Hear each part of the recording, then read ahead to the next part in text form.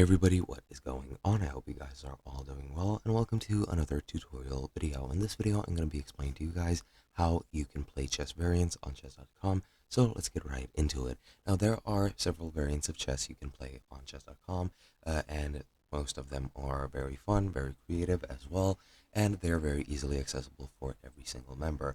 Now, there is a limited number of them, but I'm pretty sure they will be adding other variations if there are any more to add in the future, but the way that you access them is very simple. As you can see, I'm logged into my account on the main page, and what you want to do is go and hover over the play icon over in the top left, then click 4-player and variants. As you can see, 4-player is listed separately since 4-player is the most popular variant. As you can see, you have the most popular ones over here. You have the featured ones, which look like this, and you have even more. You can pretty much filter it however you would like, but pretty much what you need to do is just search for the variant that you want, select it, and then click play, and that's pretty much it. As you can see, you have fun games such as Labyrinth 82, which, as you can see, the board is a mess.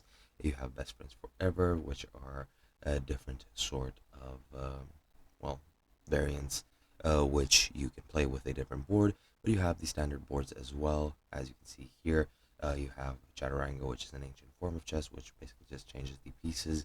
You have Gothic chess, which is larger than normal chess, as you can see. But yeah, that's pretty much all you need to do. Hope you guys enjoyed, and I'll be seeing you guys in another video.